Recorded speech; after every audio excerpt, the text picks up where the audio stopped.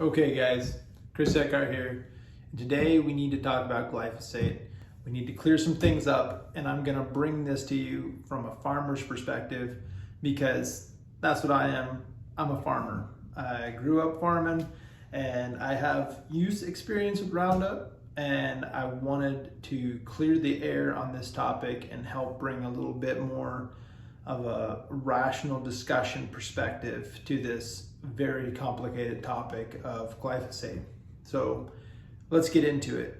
Basically, we're not going to use glyphosate on our farm for crop production anymore, period. So there's some major reasons for that, and we've evolved as a farm. We have used chemicals in the past, and we continue to use chemicals, and as new information comes to light, we try to make the best management decisions on our farm as we can. So as we've learned new information about glyphosate on our farm, we've decided that it is probably not in our best interest to keep using that product for our crop production and specifically for our soil health as well. So let's get into what glyphosate is. Is it toxic? Yes, glyphosate is toxic. It's a herbicide. It's a side, right? CIDE. And basically the definition of side is to kill. So it's a herbicide, just like an insecticide, just like a pesticide, right?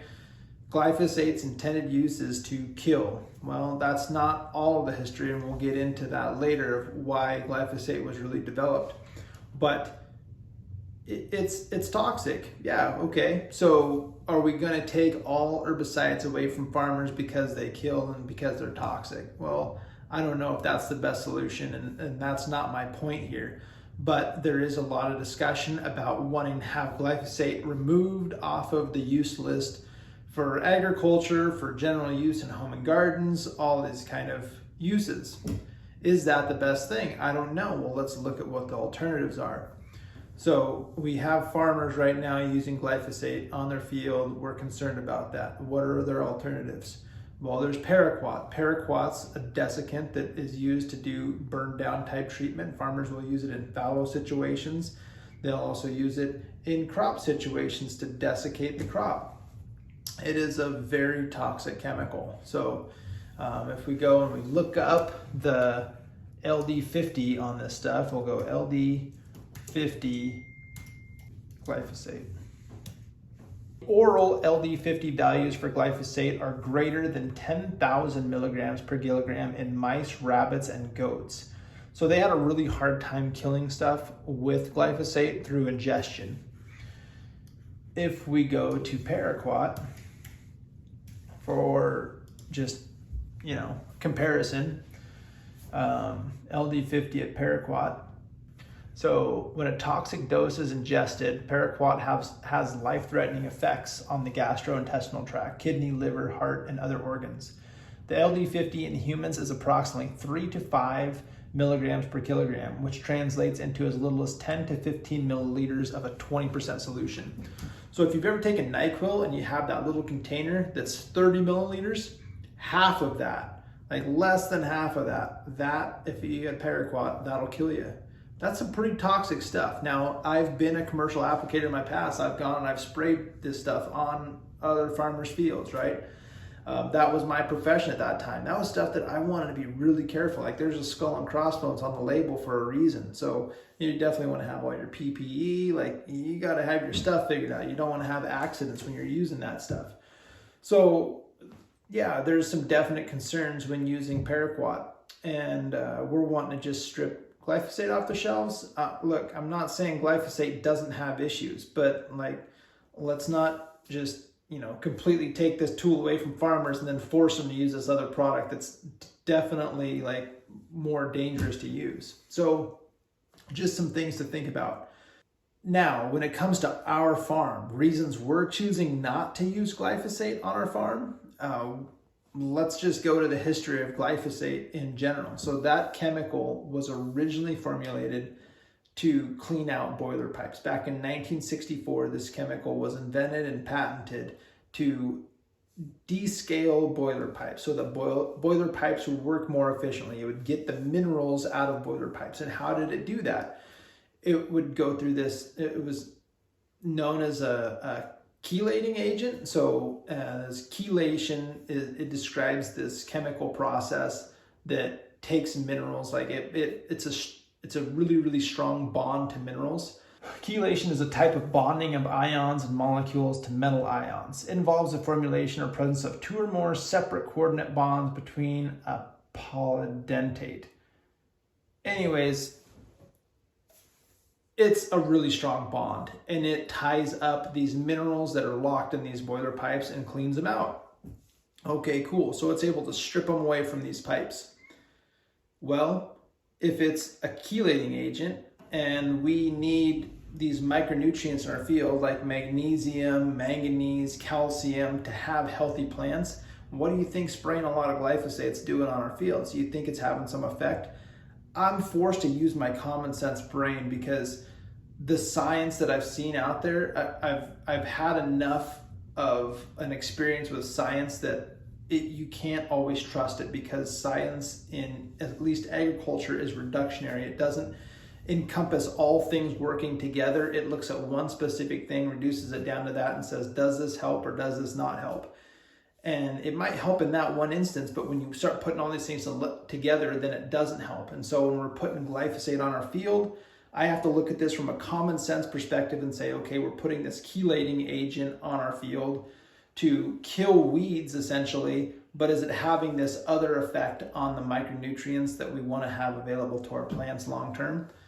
I think there's a strong possibility that that's happening, especially in operations where they're using a lot of glyphosate, that there's a distinct possibility that this is happening, and it's having some long-term yield effects on fields as well. So it's sticking around in the soil longer than they thought it would, and it's having a greater effect on yield than they thought it would long term. So that's reason number one. It got invented, it's a chelator, it ties up minerals. Like, that's it. So we don't want to tie up minerals in our field. We don't want to have to buy more inputs to offset this spray that we sprayed on our fields to take care of this weed, than to just have it, have an antagonistic effect in another area where then we have to buy more fertilizer.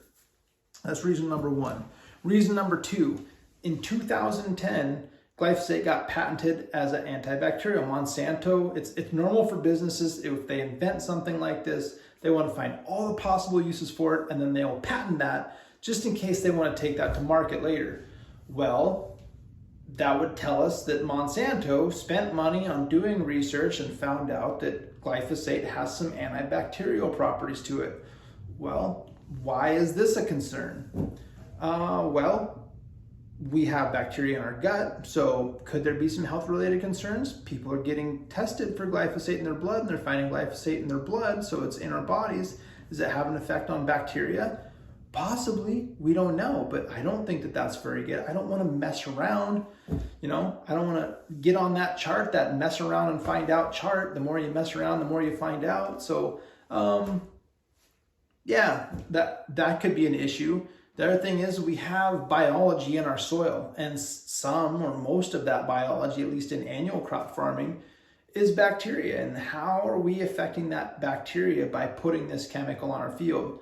That's a concern that we have, and there's not a lot of really good research. There's definitely research on it, but there is nothing that is clearly showing like, hey, spray glyphosate and you're going to have better bacteria.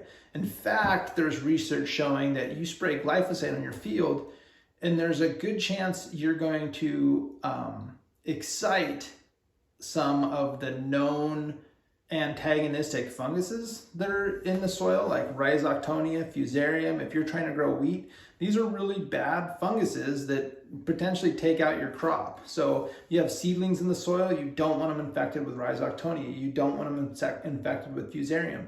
Those are things that are going to cause massive yield drag on your field. So we don't want to spray that stuff out there either. So, boom, another antagonistic effect. So, and then let's get on to number 3 here. Number 3 being, there's a lot of crazy stuff going on with glyphosate right now, like what they're talking about out there with it affecting people's health. Who's right, who's wrong? I don't know, but I don't necessarily see a clear winner. And when there isn't a clear winner for using the product, we're just not going to use the product. Like if somebody can't just say, yeah, this is absolutely safe and this isn't causing cancer and we didn't use too much of it. I think things are actually leaning towards, we've probably used too much of this and it's affecting people's health more than we're willing to admit. I think that there's probably some truth to that statement. I don't think that Monsanto is an evil corporation that's trying to go out there and poison people. I think that they took a product to market, they found some use for it, they got really good at marketing, they found their niche in the marketplace and they exploited it. That's what businesses do. Now, they're trying to protect things from their side. It's our job to do our due diligence as consumers, educate ourselves and decide, should we be using this product? Yes or no?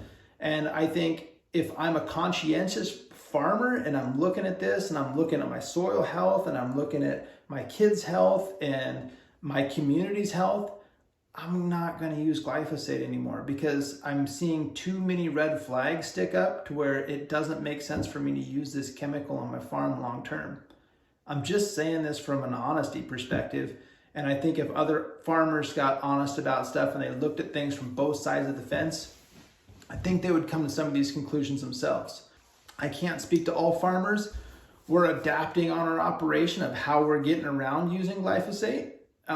But you know, one of the big reasons with all that crazy stuff being said out there about it, we don't want to be dependent upon this chemical for our survival as a farm. So we're figuring out ways around that. And we've done that over the course of, you know, a few years, figuring out that we don't need to use glyphosate in our operation. Is that for every farmer out there? Maybe, maybe not. I'm not going to make that determination for other farmers, but I think that they should really strongly consider the other side of the fence that's going on. If you're a pro glyphosate guy, just dip your feet in the other pond for a little bit. The people that you're afraid to talk to or the people that you've made fun of for a long time, and dive into some of this research that they've done. So, you know, let's just, you know, maybe pull our head out of the sand, depending on what side of the fence you're on, and take a look around a little bit, see what we have going on, and try and make some changes on our operation for the better. It's working for us, and I believe that other people can do that too if they want to. You know, I don't want to tell people like, hey, you know, stop using glyphosate today. If your operation is dependent upon it, I get it. Like, you know, I see other operations that are dependent upon glyphosate. But you might want to ask yourself, is that how you want to operate long term? You want to be dependent on that chemical? Have you seen the price of that chemical over the last few years and how dependent farmers have got on it? But I just want to let you guys know from a farmer's perspective, let's have a rational discussion around this glyphosate stuff. Let's not just be telling farmers, oh, you can't use this anymore, because farmers are going to be forced to use something, especially if they're 100% no-till on their operation, which, by the way, we've directed them to do that from an environmental perspective, to go 100% no-till, and then we've made these farmers who are 100% no-till 100% dependent upon chemicals to be able to control weeds on their operation. That's a whole nother topic in itself also. So anyways, if you guys found this video helpful, great, please like it, give it a thumbs up, subscribe to us. We want to keep more information coming your guys' direction. We want to share stuff about what we're doing on our operation, how we're changing our operation to have increased soil health, to have, you know, healthier food being produced off of our operation. You know, we're primarily a small grain grower.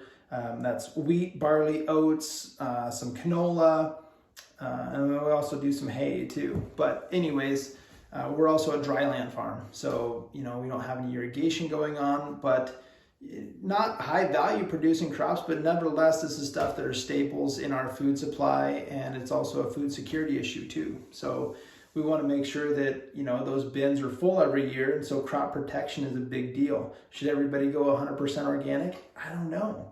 You know, I don't have the numbers on that kind of stuff, if people should do that, but I am saying that I think there's some things to be concerned about glyphosate, and we're choosing to go a different route on our operation. So again, hope you guys like this video, like and subscribe, and stay tuned for more videos to come your way.